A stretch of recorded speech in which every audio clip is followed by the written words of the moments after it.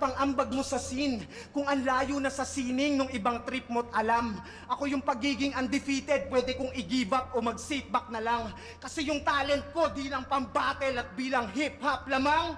Ikaw di ka nagra-rap bilang rapper, nagpi-flip top ka lang.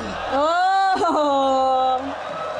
Takin mas rapper ako sa'yo, masipap ako sa'yo. Sa nga una, walang kanta si Tipsy D. Pangalawa, yung mga trip niya ngayon sa buhay, malayo na nga sa sinig ng hip-hop. Samantalang si Mot, may kanta, successful yung kanta niya. Parehas silang successful pero yung pagiging successful ni Mot, dala pa rin ng pagra-rap, ng pagiging rapper niya. Ikaw di ka nagra-rap bilang rapper, nagpi-flip top ka lang. Madalas kinokorek yung mga battle rap fans dito. Kasi yung iba, akala nila, parang yung Colgate tsaka toothpaste. Akala nila iisa yon, pero totoo, brand ng toothpaste yung Colgate. Diaper tsaka Pampers, akala ng iba iisa yung diaper at Pampers. Pero ang Pampers, brand siya ng diaper. Yung ginawa nito ni Mot, hindi ka rapper, nagfi-flip top ka lang.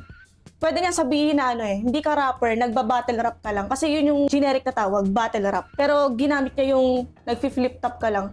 Parang mas gumanda siya, mas maano siya, mas may impact nung ang ginamit niya, nagfi-flip top ka lang, kaysa nagba-battle rap ka lang. Akala ng mga tao, lalo sa mga hindi fan ng battle rap, no? Basta ang tawag nila sa battle rap, flip top, yun yung tawag nila, parang Colgate, toothpaste, parang ganun. Pero dito, sinadya ni Mot na ganun yung gawin, nagfi-flip top ka lang, and mas maganda siyang pakinggan, mas masakit siyang pakinggan.